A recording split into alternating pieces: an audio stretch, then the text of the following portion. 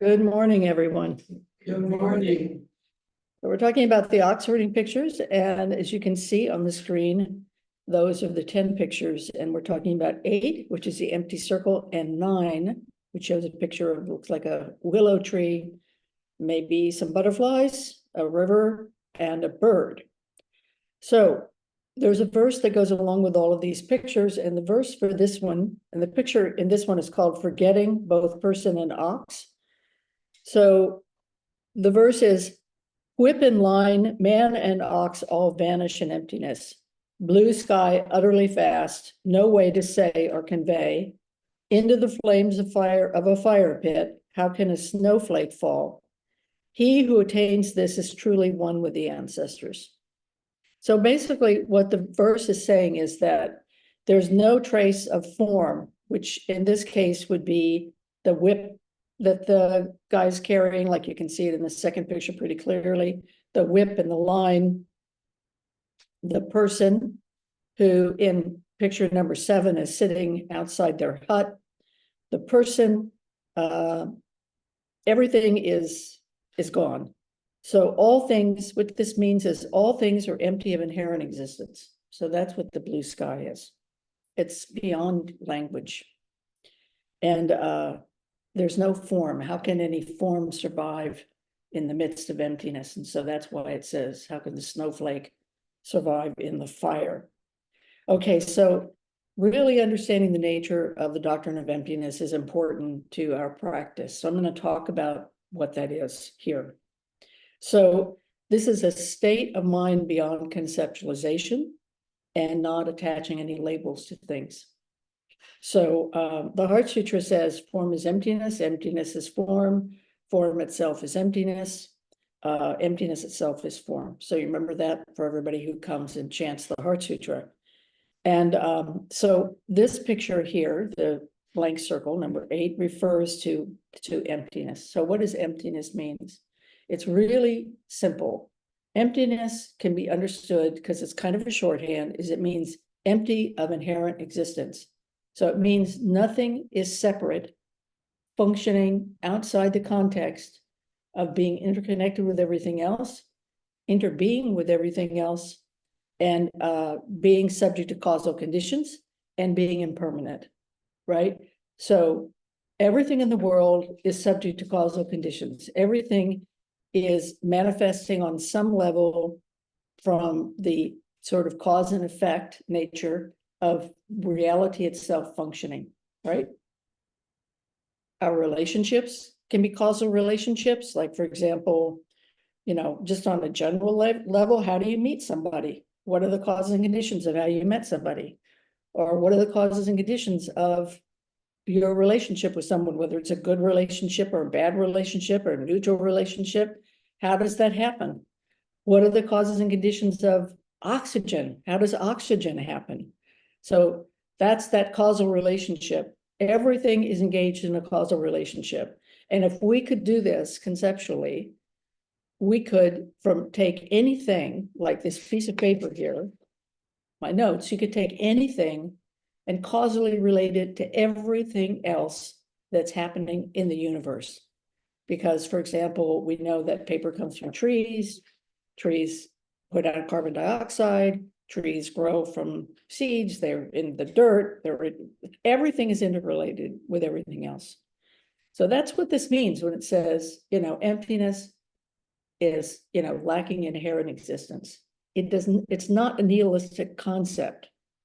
It just means that everything is also interbeing with each other. So what that means is that everything not only is it has this causal relationship, which by the way is not sequential, it's more like this big thing happening, all these things happening simultaneously. You could talk about it sequentially, but it also has this holistic simultaneity going on at the same time. Interbeing means that, or interpenetration is a kind of technical way of talking about it, means that things are really on a cellular level becoming each other. So the example I like to use about that is If we're sitting in a room together, if we're with each other enough time, we're inhaling other people's exhalations. When that happens on a cellular level, right, because it goes into our lungs, on a cellular level, we actually become some part of that other person as they become some part of us. Or if you think about food, right? You eat food and I eat a carrot. That carrot, before I ate it, was not me in the sense of actually on an intercellular level. But as soon as I eat this carrot or any food that I eat, right, it gets digested and it becomes part of my body. So it becomes me on a certain level and I become it. So this is this, what in Hawaiian is called, interpenetration. And there's also this idea called mutual identity in Hawaiian. And mutual identity means that we all share some characteristics together. We all have no inherently existing self, right?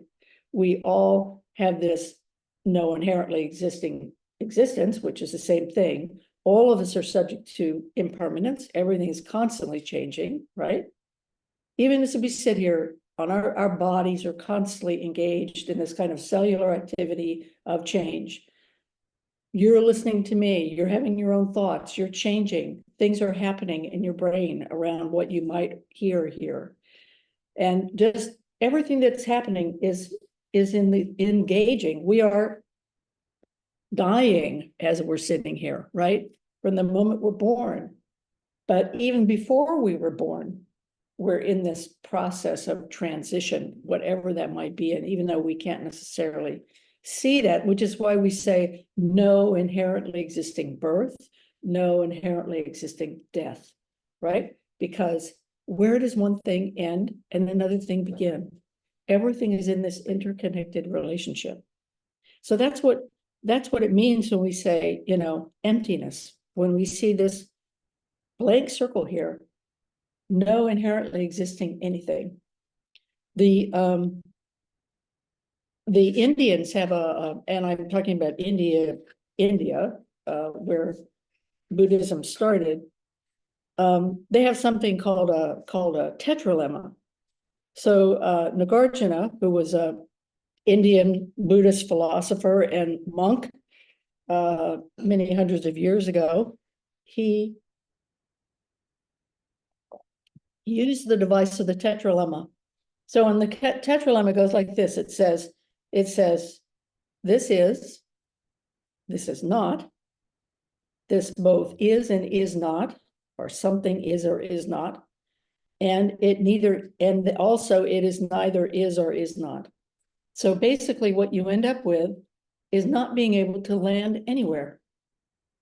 And so this not being able to land anywhere, which is the same thing as empty of inherent existence, means that from a practical level, from a practitioner's level, it means that any ideas that we have that we want to concretize, if you will, into some kind of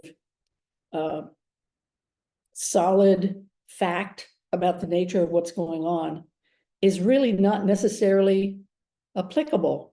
So, and it gets us in trouble sometimes. So if we think, oh, this person is a certain way, like they're just like this, or we say to ourselves, I am bad. Like I'm always messing things up. I'm so clumsy. I'm this, I'm that.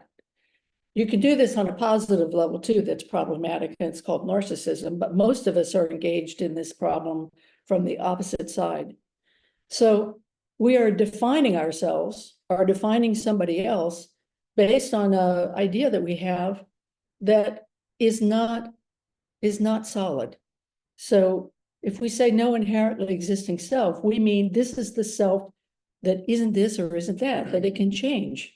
It can be, we don't have to get caught by this. And that we don't have to label ourselves in a certain way. And usually these kind of labels, from a Western psychological way, come as children or whatever, and we're formed in our brains and the way we relate to the world. I remember that when I was at Tassajara, where we were sitting hours, not consecutively, but hours during the day. And I would realize that I had this kind of what I think of as a hidden matrix in my mind about how I was thinking about things. And so I realized that that was kind of like this overlay of a pattern of how I thought about things that was affecting my ability to be freed from these preconceived ideas.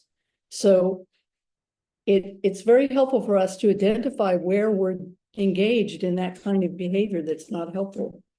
And to realize that the teachings say, you know what? You don't have to get stuck there. You don't have to believe this. This is a porous thing.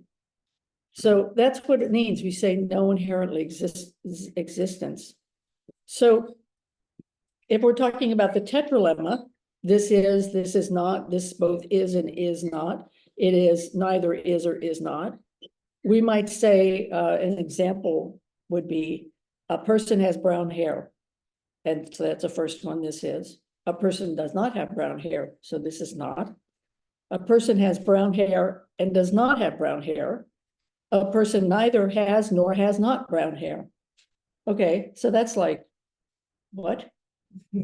So if we think about it, you know, we could probably come up with ways that this statement might be true. So I'll give you the example of how I would think about this. A person, when they are young, has brown hair. But that brown hair is probably not uniformly brown, nor will it stay that way throughout their life. So we can't say definitively, forever, permanently, this person has brown hair. So, but you could say, this person has brown hair, because right now, generally, this person has brown hair. And even though we kind of know that their hair is not necessarily brown, conventionally, we can say, yep, this person has brown hair. Then you can say it is both true that it is not brown and it is brown from what we know previously. But then we can also say the opposite, that it's neither brown nor not brown. I mean, that it is both brown, it is neither brown nor not brown. Okay, so why do we care about this? Because if we think about somebody's personality, for example, and we don't get along with somebody, our tendency is to say, this person is like this, stop, full stop. Then if we say to ourselves, I mean, we could actually use this, we could sit down and say to ourselves, what if I said to myself, this person is not that person that I'm saying this person is? Like, what else is going on with that person? Like, maybe I noticed that a lot of people like this person and I don't like this person. So why is it that all these people like this person, but I don't like this person? Like, what's going on there? For them, this person has brown hair. For me, this person has a different color hair, like bad hair, right? So what is it that I'm missing here? It's a way to open up our minds. It's a way to generate the possibility that the thing that we think is going on is maybe not necessarily the thing that's going on. So this is what it means. This is this beyond labels, because things are interconnected, interbeing, and impermanent. So the other thing about this is on a different way of thinking about this, if everything is interconnected with everything else, this is the genesis of compassion. This is the genesis of empathy. The reason we can feel compassion and empathy towards another person is because we are not different from that person. We are not, this lack of inherent existence that is not nihilistic. It isn't about separation. It's about connection. To lack inherent existence means that we are connected with all being. We are part of this mandala of the whole world functioning. But for most of us, think about it as the mandala, as our relationship mandala, right? That we are not different from the person, if in this example, we're not different than the person we dislike. So it would be interesting if we actually put our emphasis on what we do like about them. So this no inherently existing self, no inherently existing anything, is the basis of Buddhist morality. Because if we say if we say something like, do not steal, let's say, for example, which is a precept, do not steal. Well, there are times when actually maybe stealing is okay, right? You can probably think of times, maybe somebody's starving and they break into a store and get food. Is that breaking that precept? And if we think about it from this perspective of everything being interconnected and this empathy and compassion that comes forward in the midst of that, it's like, I think it helps us to actually parse our understanding of the precepts of when something like that might be appropriate. Does that make sense? And as opposed to it being some kind of reified, fixed concept, it's like, and that's like, okay, never, ever, ever, ever, ever can anybody steal. And usually, I just kind of complicate this a little bit. Usually when we come up with these ideas in our head, like nobody can never steal, we think to ourselves, I never steal. I am good. I am better than the other person because I'm defining myself as the person who never, ever, ever does whatever this thing is. But even if you never do that, the chances are good you do something else. So in that way, don't get too puffed up about it because there's something else that you're doing. But the reality is that all of these things have a kind of porous aspect to them, which has to do with what's the appropriate thing to do in any situation. What's the right thing to do? So we use these admonitions as a way to be a koan. Okay, what is to say? I'm sure you're talking about this in your precept class. What does it mean to say do not steal? Like, what is that about? What is it? What am I not stealing? It isn't just about taking a thing. It's also about, am I taking something from a person, like trying to get love from a person who doesn't want to give it to us? Am I trying to steal something from them that's deeper than just we're talking about, borrowing something and not giving it back? So it's an interesting thing. And the basis of these kind of questions have to do with this idea of no inherently existing self or no inherently existing things. Okay, so that's the first picture here. Now the second picture, and these two go together. So the second one is called returning to the origin. And the verse with this is, return to the origin, back to the source, such wasted effort. What compares with being dumb and blind? From within the hut, one sees not what is in front. The river by nature broad, flowers by nature red.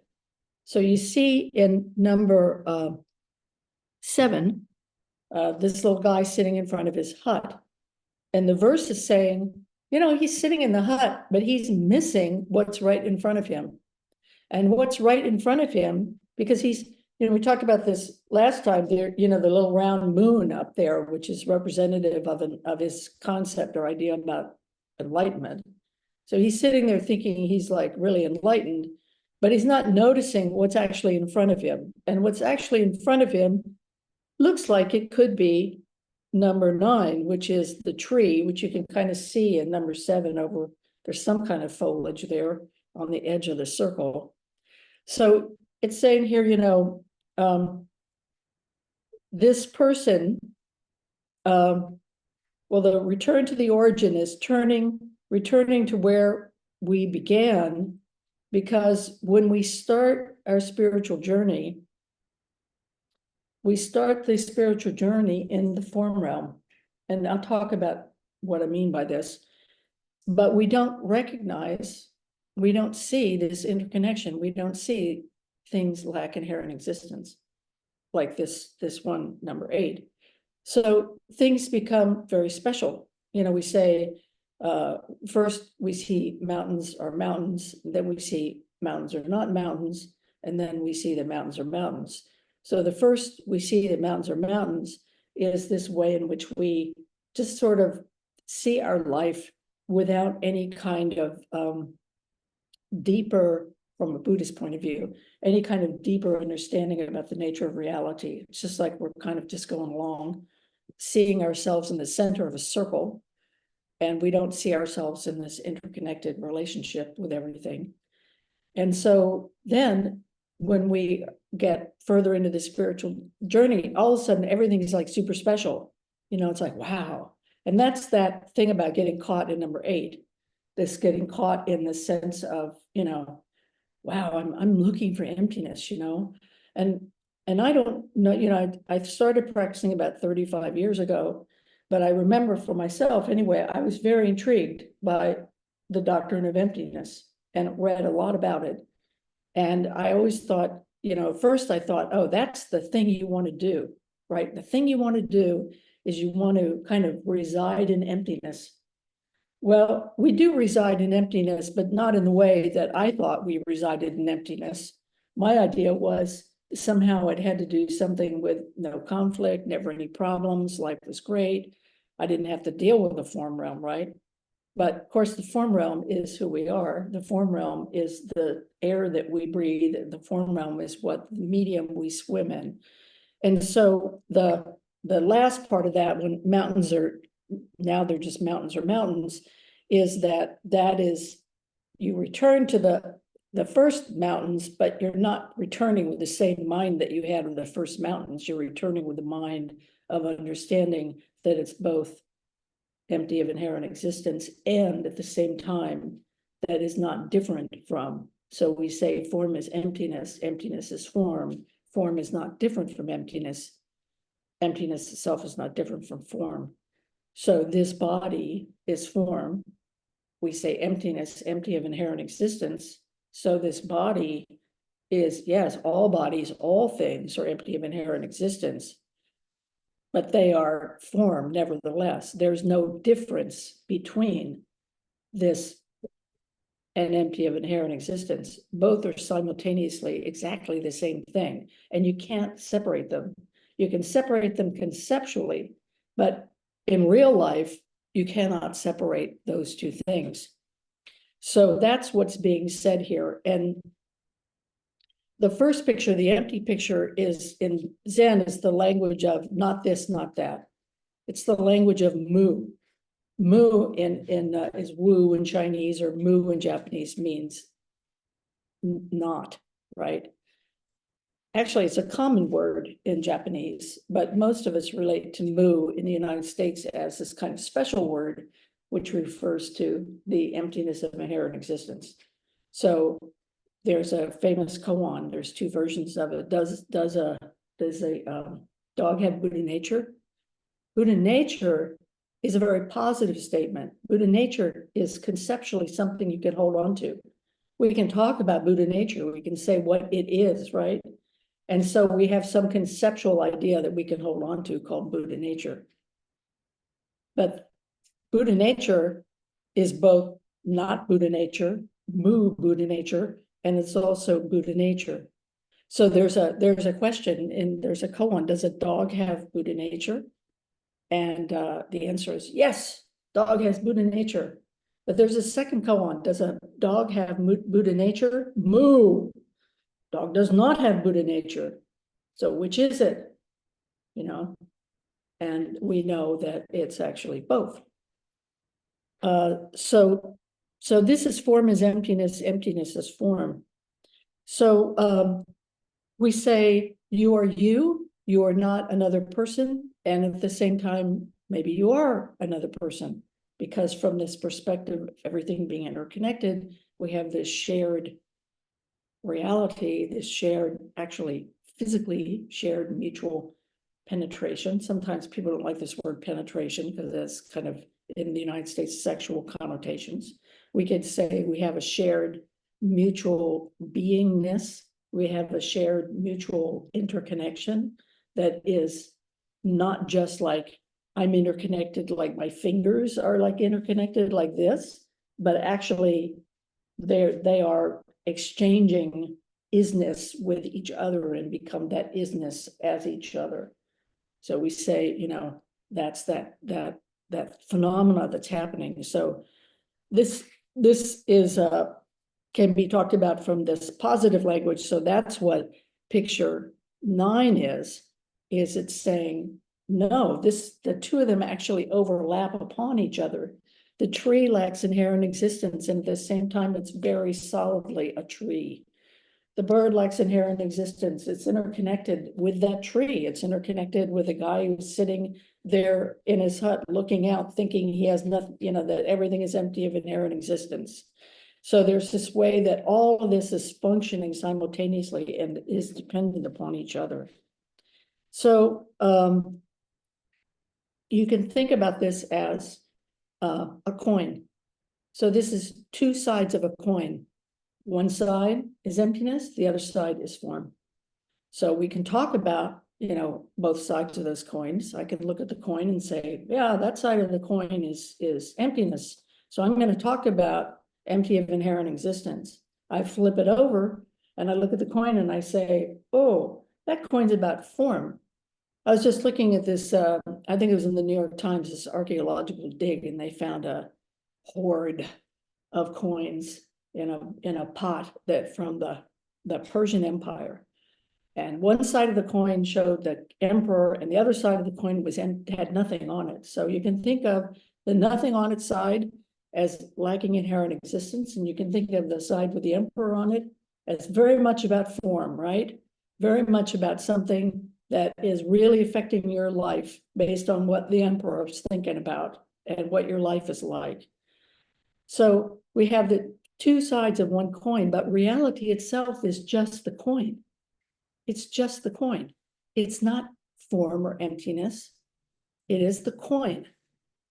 Dogen, in his response to, form itself is emptiness, emptiness is self-form, and the Heart Sutra, Dogen says, form is form, emptiness is emptiness. He is saying, when you say form, emptiness is already there. You don't even have to say emptiness. When you say emptiness, emptiness is already form. You don't have to say that it's form. So form is form, form is form, and form is emptiness simultaneously. And that's the point. And so the question that we have for ourselves as practitioners is, how are you going to spend that coin? Okay, because if it's currency, that's the question. These days when, when we have a dime in our pocket or a quarter, and I understand that most of us don't even carry around money with ourselves anymore. But if you've got a coin or a quarter or whatever, you don't look at the two sides of the quarter and bifurcate them. You look at the quarter and say, okay, I can do my laundry with a quarter. Do I have 8 of these or 12 of them or whatever I need to do my laundry now? That's what you're interested in. So the question is for us as practitioners is, form is great, emptiness is great. They're exactly the same thing. They help us see our world, conceptualize our world from a certain perspective. But Bodhisattva practice is, Buddhist practice is, what are you going to do with that coin? What are you going to do with knowing about form is emptiness, emptiness is form? What are you going to do with this information? How are you going to relate to other people? How is this going to transform into compassion? We live in a polarized society right now. People are like, well, I'm blue, I'm red, I'm Republican, I'm Democrat, I believe this. And we're pretty caught in it because what we think about the other person defines who we are, right? Well, they're that, so therefore I am this. And usually they're that means they're bad and I am good, and vice versa. But the reality is we have far more in common with each other than we do not have with each other. And we get caught and fixated on what we have going on that we think is different from the other person. So this bodhisattva practice of spending the coin is like looking at the sameness that we have, like really being curious with people and not getting caught in these reified views about who somebody is or isn't, or what's going on or what isn't going on. So we want to use this information. We want to use especially the doctrine of no inherently existing self, no inherently existing whatever. We want to realize that and use that as a way to open up our relationships with other people, in particular, our relationships with the earth, right? We know now from climate change, particularly, we absolutely, categorically understand that what we do as human beings is affecting the rest of the ecosystem. Now, originally, our notion was, as Westerners anyway, was God gave us the right to use everything around us for us. Everything was like, what can you do for me? Can I find oil? Can I find minerals? Can I use this? Can I use that? I'm going to pollute the environment. I don't care, because what's in it for me? I mean, that's basically been the mindset of Western civilization in many ways. So now we're having to all of a sudden go, oh my God, it's like, no, it's still pretty selfish in a way, because it's like, oh my gosh, what I'm doing is affecting me now. Like, I can see that what I'm doing is affecting me.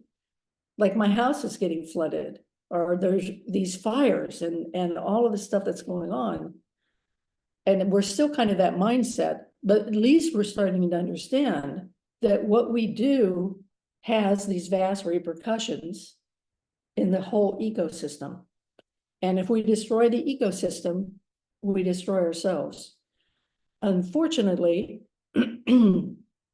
or maybe we will figure out that it's not just all about what we're doing to and with ourselves, but also that we want to develop this respect for the everything around us. Like, we often think about other cultures that have this kind of way of responding to the world around them with gratitude. Thank you. Jocko and I are watching this program called CBS Sunday Morning. I don't know if any of you watch that program. And they were talking about hula, in Hawaii, and how it's at its heart, it's a spiritual practice. And these women were picking flowers that they were going to wear in their hair for this performance, and they were thanking the trees that they were taking the flowers from. And it was funny because the interviewer said, oh, are those flowers rare? Like, are they hard to find? Because I think this person thought, if they're hard to find, then you have to show gratitude towards them because they're special. And the people said, not around here. They're everywhere. So this way of like, no, they're everywhere, but that doesn't mean that we shouldn't show gratitude towards them.